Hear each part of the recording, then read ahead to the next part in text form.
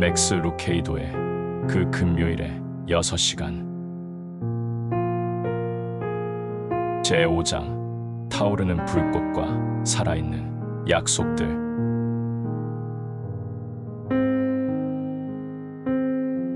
위신. 이 녀석은 아주 시끄러운 이웃입니다.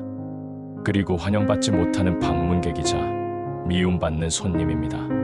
주말을 푹 쉬려고 만반의 준비를 해두었는데 방금 작업복을 벗어버리고 버뮤다 해안에 꼭 맞는 스타일의 반바지로 갈아입었는데 지금 막 잔디밭에 의자를 펴고 앉아 잡지를 보며 시원한 음료수를 한 잔 들이키고 있는데 그 녀석의 목소리가 당신의 생각 속으로 파고듭니다.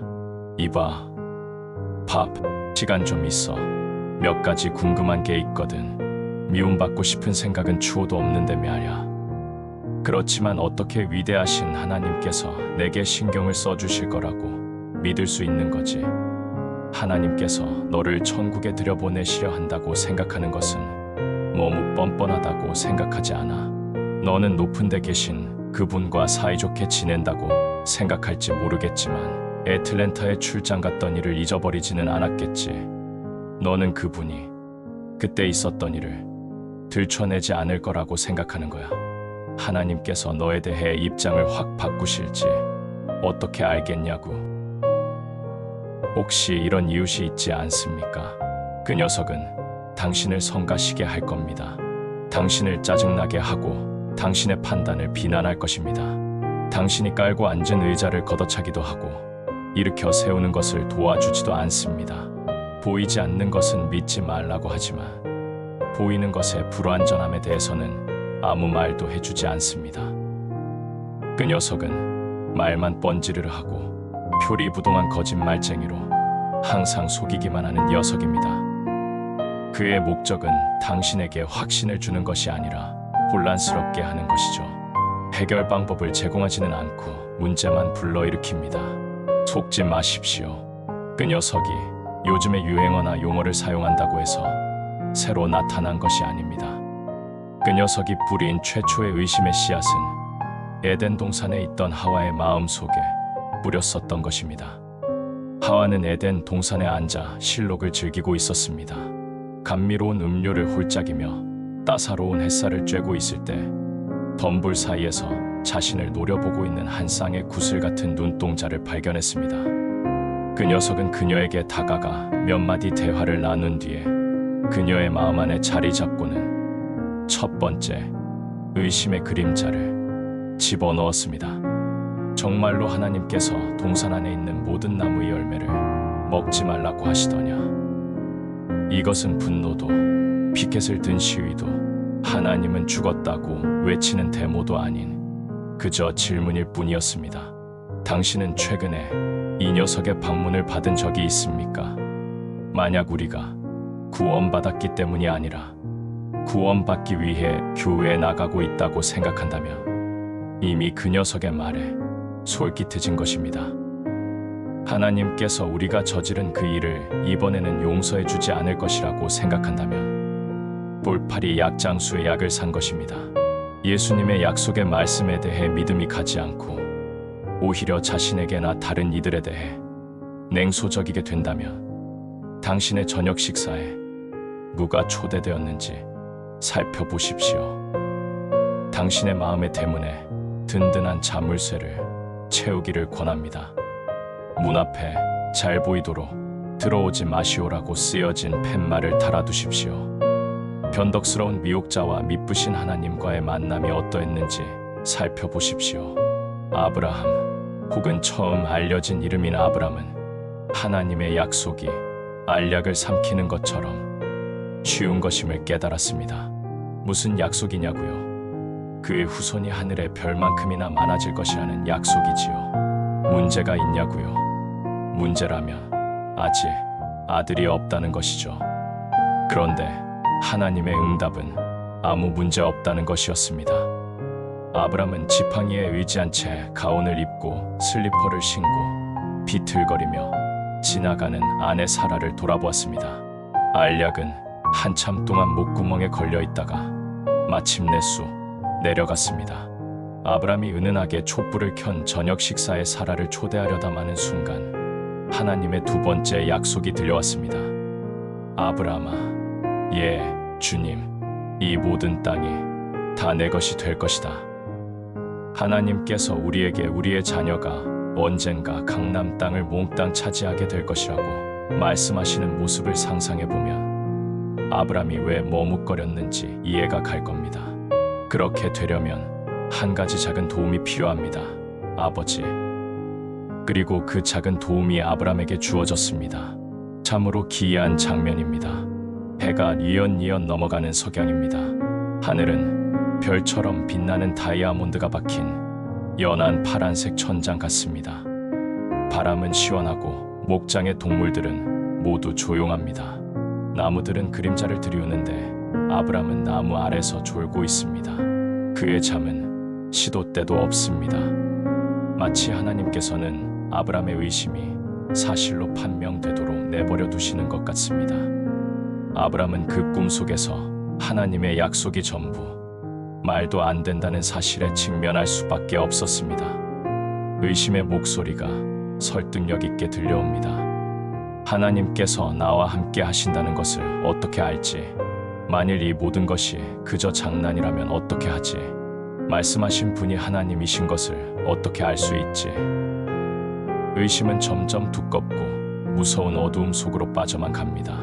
그것은 반짝반짝 윤이 나는 교회의자에 앉아 장례식을 치르면서 자신의 생명보다 더 사랑했던 사람에 대한 추도사를 들을 때 느꼈던 그 어두움과도 같습니다.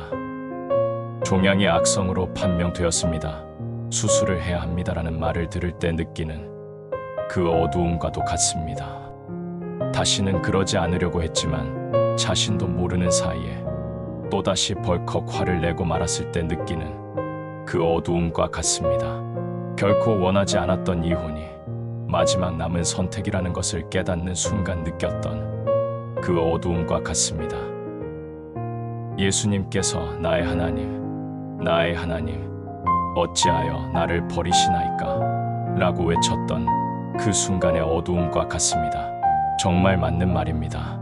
왜냐하면 우리가 의심할 때 하나님께서는 너무도 멀리 계신 것처럼 느껴지기 때문입니다. 중요한 사실은 바로 이것이 그분이 그토록 우리 가까이에 오려고 하시는 이유입니다. 하나님께서는 아브람에게 3마리의 동물들을 잡아 반으로 쪼개고 그 조각들을 서로 마주보게 놓으라고 말씀하셨습니다. 그 명령은 우리들로서는 해게 망측한 것이지만 아브람에게는 그렇지 않았습니다. 그는 그런 의식이 치러지는 것을 전에 본 적이 있고 그 가운데 참여한 적이 있습니다. 그는 반으로 쪼개진 짐승의 몸통 사이를 걸으며 이렇게 말함으로 많은 계약을 확증했습니다. 만일 내가 내 말을 지키지 못하면 이 동물처럼 될 것이다.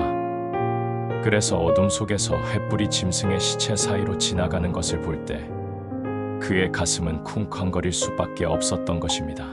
불무 속에서 타오르는 부드러운 황금빛 열기와 횃불에서 피어나는 용맹한 불꽃, 이들은 각각 무엇을 의미할까요? 보이지 않는 하나님께서는 흔들리지 않는 약속을 하기 위해 우리 가까이에 오셨습니다. 내가 이 땅을 내 자손에게 주리라. 하나님의 백성들은 종종 그분을 잊어버렸지만 하나님께서는 그들을 잊지 않으셨습니다. 그분은 자신의 말씀을 지키셨습니다. 그리고 그 땅은 그들의 것이 되었습니다.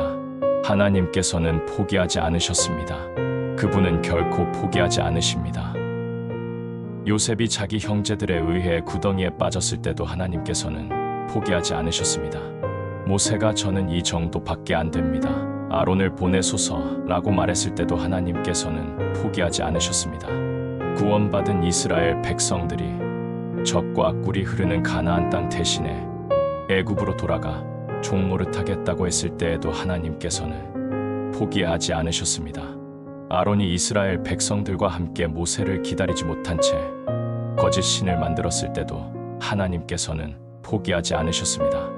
12명의 정탐꾼 중 단 2명만이 창조주의 전능하심을 고백했을 때에도 하나님께서는 포기하지 않으셨습니다.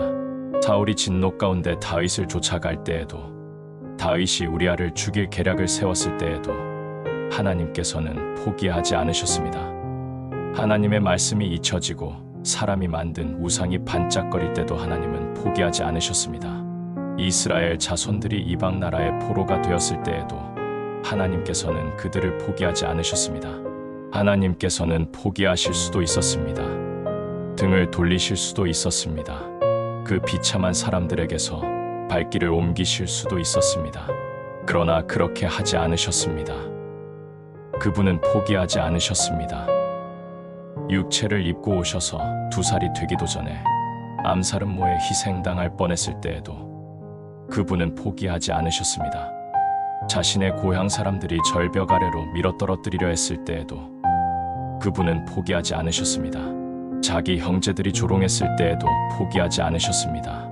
하나님을 경외하지 않는 자들이 오히려 하나님을 모독했다는 이유로 자신을 고소했을 때에도 그분은 포기하지 않으셨습니다. 최후의 만찬 때는 경배를 드렸던 베드로가 불을 쬐던 어린아이 앞에서는 저주하며 부인했을 때에도 하나님은 포기하지 않으셨습니다. 사람들이 얼굴에 침을 뱉을 때에도 그들에게 침을 뱉지 않으셨습니다. 옆에 있던 자들이 손찌검을 할 때에도 그들을 때리지 않으셨습니다.